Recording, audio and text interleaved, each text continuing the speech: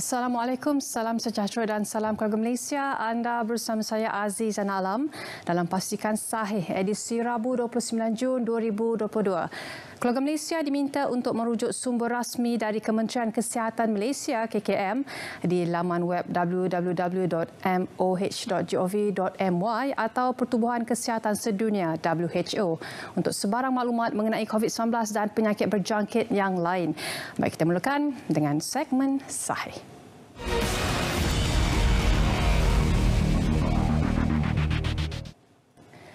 Kerajaan negeri bersetuju bekerjasama dengan Kerajaan Persekutuan dalam memperkasakan sekuriti bekalan makanan negara. Menurut Perdana Menteri Datuk Seri Ismail Sabri Yaakob, susulan itu, jawatan kuasa sekuriti makanan peringkat negeri dan daerah diwujudkan bagi menjalinkan sinergi dalam Pelan Tindakan Dasar Sekuriti Makanan Negara 2021-2025. Perdana Menteri sebelum ini mempengusikan mesyuarat Menteri Besar dan Ketua Menteri yang turut dihadiri oleh Menteri-Menteri Kabinet yang berkaitan. Ujarnya mesyuarat tersebut memberikan penekanan untuk mengukuhkan kerjasama antara Kerajaan Persekutuan dan Kerajaan Negeri bagi memperkasakan sekuriti bekalan makanan negara yang berhadapan dengan pelbagai cabaran akibat dari senario global pada masa kini. Malaysia dan Thailand mencapai persetujuan bersama bagi memudah cara pengimportan lembu hidup untuk memenuhi keperluan bekalan penyembelihan ibadah korban di negara ini.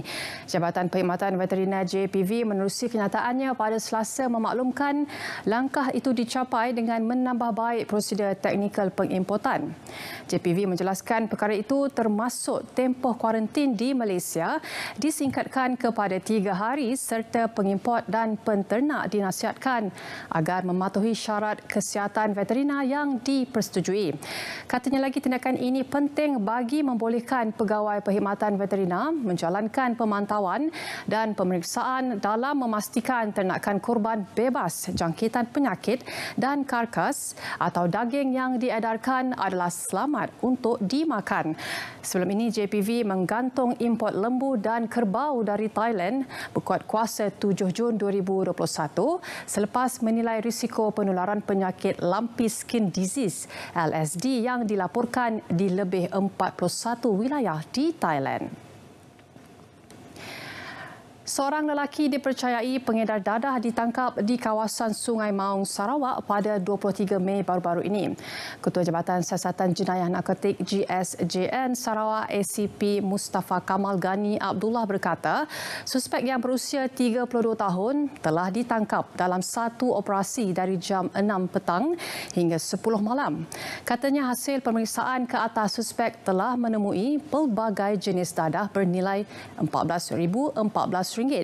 Tambahnya keseluruhan rampasan dadah dengan jumlah tersebut adalah 105 biji pil ekstasi, 3 paket jus ekstasi, 69.89 gram ketamin dan 14 botol cecair campuran ganja. Menurut beliau lagi, modus operandi suspek adalah mendapatkan bekalan daripada seorang lelaki tempatan di Kuching dan kemudian dibungkus semula untuk dijual. Jelas Mustafa, kesemua dadah yang dirampas adalah untuk dijual kepada penagih di kawasan Batu Kawah dan Padawan. Polis menahan seorang lelaki bagi membantu siasatan mengasari dan melakukan kekasaran jenayah ke atas seorang anggota polis trafik di Jalan Tun Dr. Awang, Bayan Lepas, Pulau Pinang Selasa lalu. Ketua Polis Daerah Barat Daya Superintenden Kamarul Rizal Jenal berkata, kejadian pada 6.30 petang berhampiran Pusat Konvensyen Antarabangsa Pulau Pinang PICC itu berlaku apabila anggota polis trafik itu menahan kereta dipandu lelaki berusia 51 tahun berkenaan. Menurutnya, anggota polis trafik menahan kereta terbabit kerana lelaki itu didapati melakukan kesalahan menggunakan telefon bimbit ketika memandu. Katanya pemandu berkenaan yang tidak berpuas hati dikenakan saman bertindak merakam kejadian menggunakan telefon bimbitnya. Ujar beliau lagi, anggota polis trafik itu menasihatkan agar lelaki tersebut supaya tidak meneruskan perbuatannya, namun lelaki berkenaan mengingkari arahan hingga menggusarkan anggota polis trafik yang sedang menjalankan tugas. Baik, Pejabat Pengarah Tanah dan Galian Wilayah Persekutuan PPTG-WP mengambil tindakan penguatkuasaan terhadap Pusat Komuniti Kebun-Kebun Bangsar di sini kerana berlakunya pelanggaran syarat lesen pendudukan sementara LMS bagi maksud nursery. Pengarah Tanah dan Galian Wilayah Persekutuan Datuk Muhammad Yasir Yahya berkata, syarat-syarat bagi maksud nursery yang diluluskan termasuklah jenis tanaman dan juga tiada struktur kekal dibenarkan di bawah talian rentis seperti mana ulasan teknikal dari Tenaga Nasional Berhad TNB. Tambahnya, PPTG-WP juga menerima aduan kacau ganggu daripada penduduk setempat secara bertulis dan lisan yang berpunca dari kebun berkenaan. Dan selain itu, ujar beliau, siasatan mendapati kebun itu menjadi tempat pemeliharaan pelbagai binatang ternakan seperti ayam, itik dan biri-biri sekaligus menimbulkan isu lain seperti pencemaran bau, lalat dan gangguan bunyi yang menjadi punca utama tindakan penguatkuasaan. Baik, di sini kami ingin mengkongsikan beberapa tips perlindungan data peribadi bagi pembelian secara dalam talian sebagai panduan kepada semua agar tidak menjadi mangsa penipuan dan kebocoran data peribadi oleh pihak yang tidak bertanggungjawab. Ini kerana data peribadi anda sangat berharga dan anda dinasihatkan agar melindungi data tersebut dengan sebaiknya. Dan antara tips yang boleh digunakan adalah dengan menyemak profil penjual serta baca dan fahami terma dan syarat yang ditetapkan. Dan selain itu, rujuk ruangan komen dan testimoni serta lakukan perbandingan harga sebelum membuat pembelian. Dan tips seterusnya adalah elak penggunaan Wi-Fi awam untuk transaksi pembelian dan perbankan dalam talian. Baik, anda boleh rujuk imej yang tertera bagi maklumat lanjut. Baik, pastikan sahih berat seketika. Kita kembali lagi selepas ini.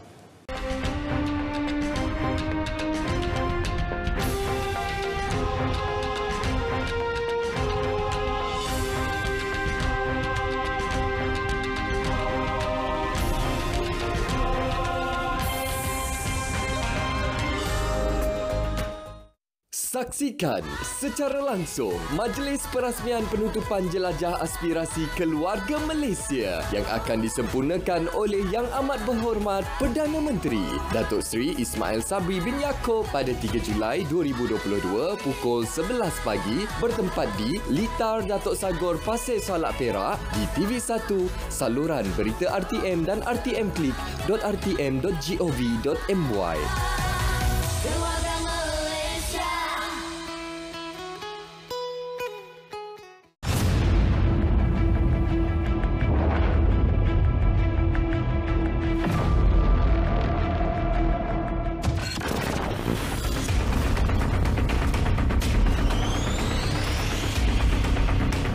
Sekiranya kita membaca sesuatu sumber berita, bacalah kisah sepenuhnya, bukan menilai sekadar tajuk berita.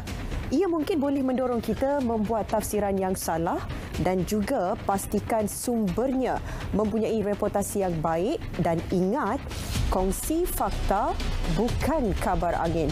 Perhatikan berita yang anda perolehi sama ada dari sumber yang tular, dikongsi kenalan atau ahli keluarga anda. Selalunya, berita yang palsu atau sumber yang tidak sahih akan membuat kesilapan ejaan, reka letak yang janggal atau menggunakan pemilihan bahasa yang negatif serta beremosi. Semak sumber rasmi dan bandingkan maklumat yang anda perolehi.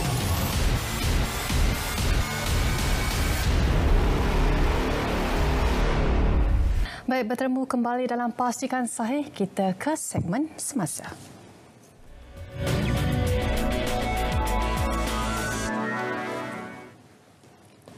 Malaysia dan Australia akan terus meningkatkan hubungan dua hala kedua negara terutama dalam bidang ekonomi digital dan keselamatan siber.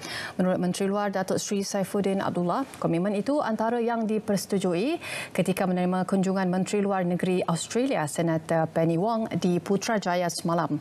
Mereka juga komited untuk terus mengukuhkan lagi hubungan erat kedua negara sebagai rakan kongsi strategik komprehensif CSP yang bertunjangkan kemakmuran ekonomi, teknologi dan masyarakat serta kerjasama pertahanan dan keselamatan serantau. Malaysia is confident that all of the various collaborative efforts made under the partnership will contribute significantly towards supporting the region to rise from the challenges posed by the pandemic. Echo his words about us working together closely. We have a comprehensive strategic partnership between our two nations, and we agreed today that we would work to give greater momentum to that partnership with a focus on practical cooperation, and the Minister has gone through some of the issues that we traversed, including digital technology, cyber security, and of course education. Kementerian Haji dan Umrah Arab Saudi memberi kelebihan kepada Malaysia untuk menjadi negara pertama memilih jadual waktu melontar jamrah di Mina ketika operasi Masyair nanti.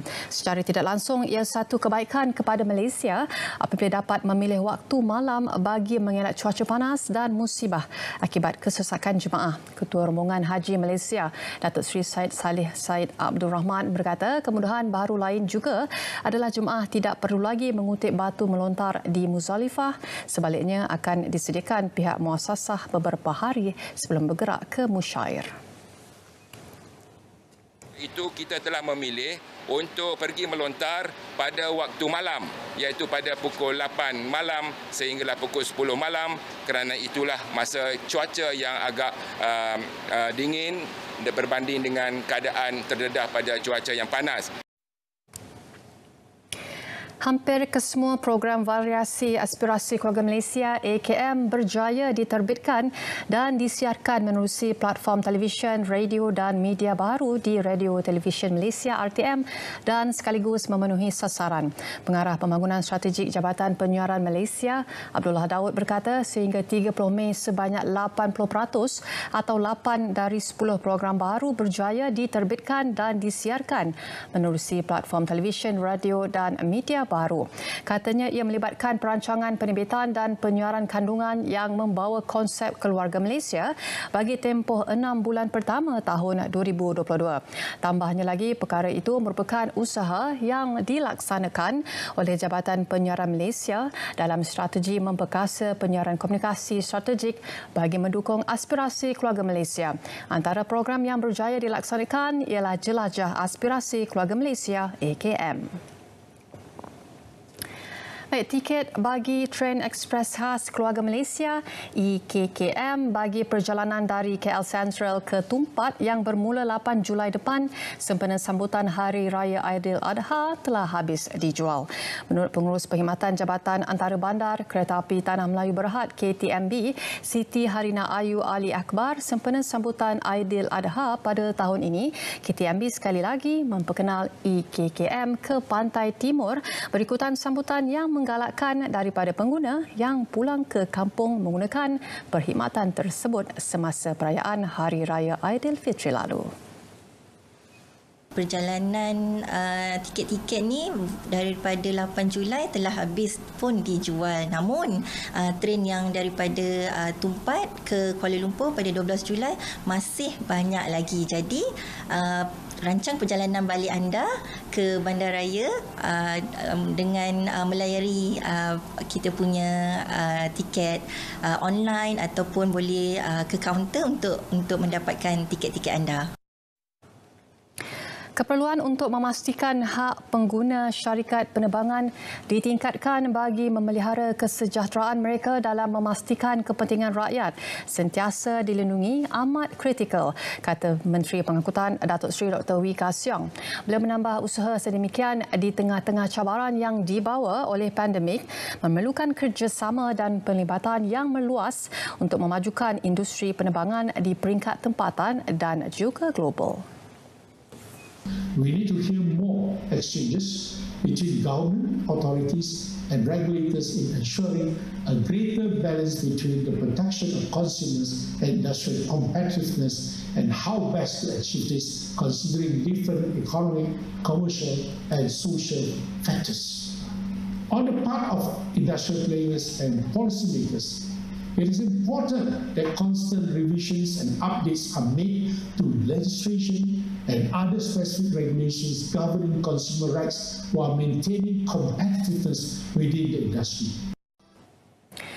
Baik, tindakan tegas menanti kilang pemprosesan yang enggan membeli buah tandan segar yang menjadi punca kepada ketidaktentuan harga minyak sawit mentah.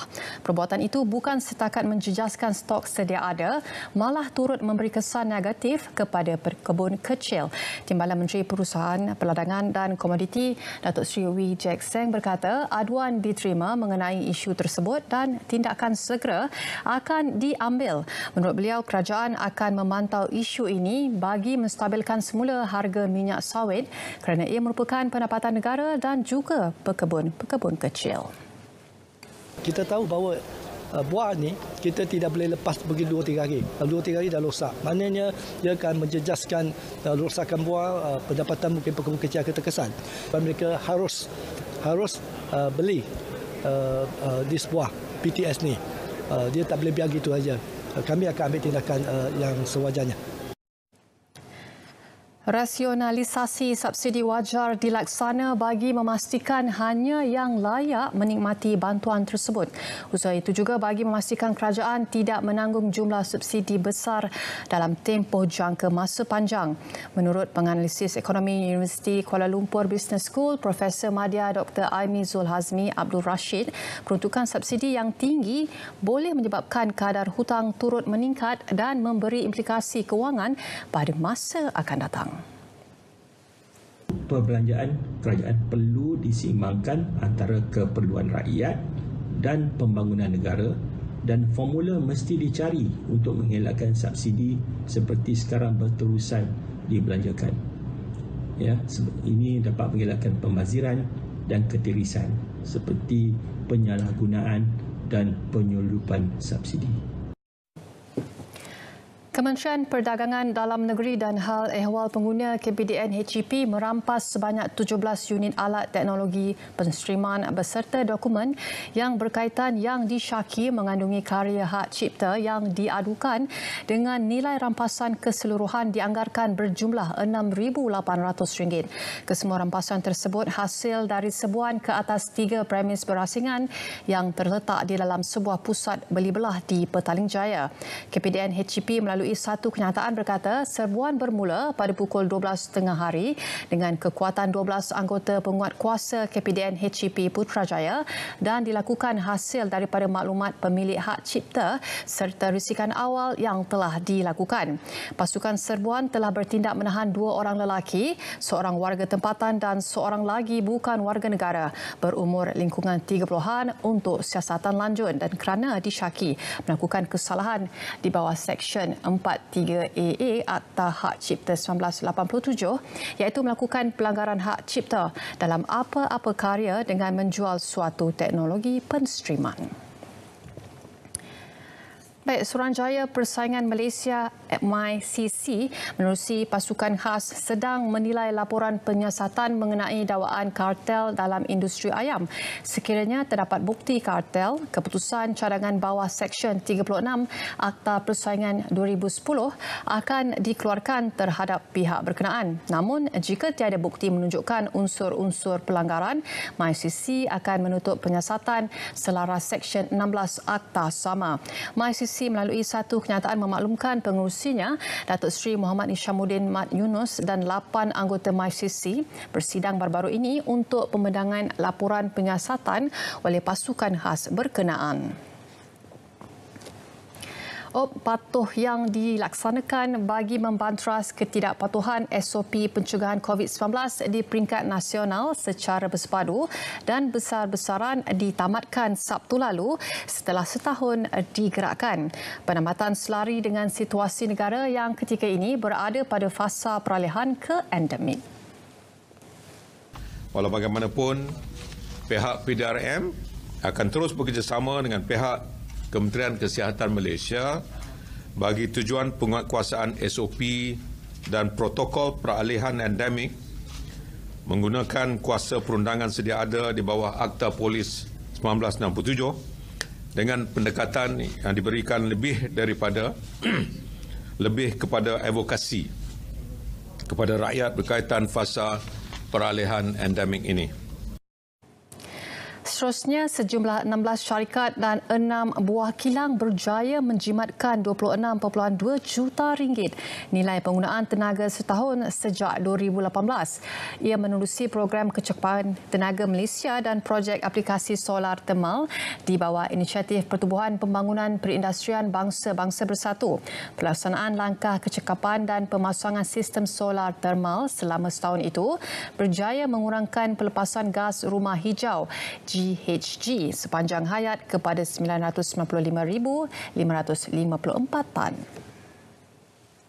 The Ministry of Science, Technology and Innovation, MOSTI, view the GHG emission seriously as a national issue and challenges. I'm happy to share that last year we developed a National Science, Technology and Innovation Policy, NSTIP, and this NSTIP 2021-2030 introduced the concept of Science, Technology, Innovation and Economy, STIE. Seramai 12 mangsa termasuk bayi berusia setahun 6 bulan yang terperangkap selepas rumah mereka di Taman Sri Taman Alor Star terbakar petang semalam. Timbalan Pengarah Jabatan Bomba dan Penyelamat Malaysia JBPM Kedah, penolong Pesuruhjaya Bomba Syufaat Kamarun berkata pihaknya menerima panggilan berhubung kebakaran itu pada 5.54 petang.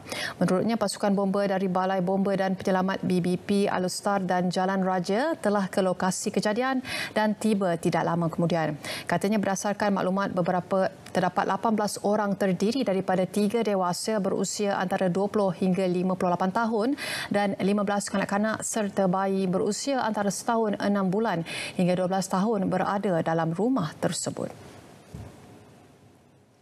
Baik, pastikan sahih berehat lagi. Kita akan kembali lagi selepas ini.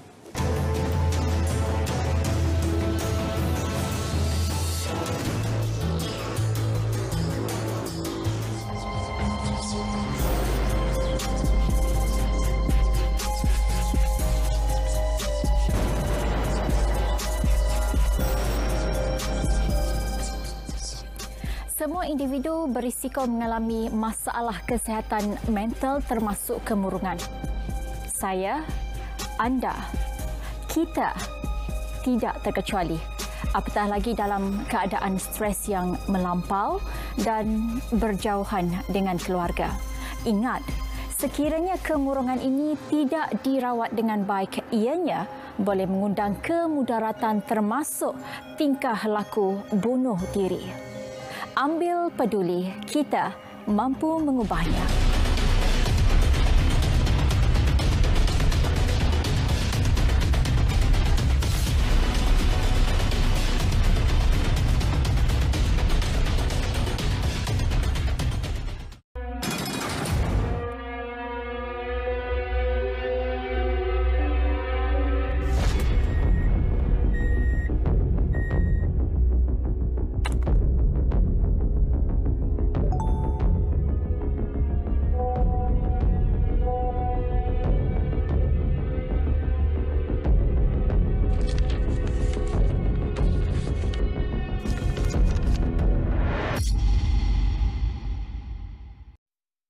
Saksikan secara langsung Majlis Perasmian Penutupan Jelajah Aspirasi Keluarga Malaysia yang akan disempurnakan oleh Yang Amat Berhormat Perdana Menteri Datuk Seri Ismail Sabri bin Yaakob pada 3 Julai 2022 pukul 11 pagi bertempat di Litar Datuk Sagor Pasir Salak Perak di TV1, saluran berita RTM dan rtmclick.rtm.gov.my. Baik, kini kembali dalam Pastikan Sahih dan kita teruskan dengan segmen notifikasi.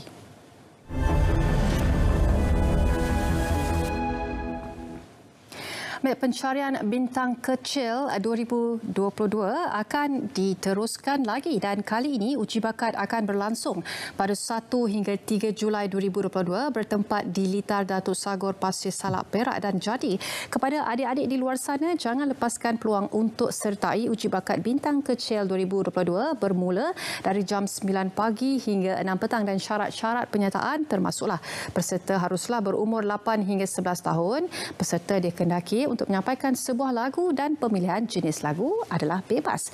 Peserta dikendaki untuk membawa -1 sendiri lagu yang akan dipersembahkan. Jadi apa tunggu lagi? Mungkin Adi adalah bintang kecil yang kami cari.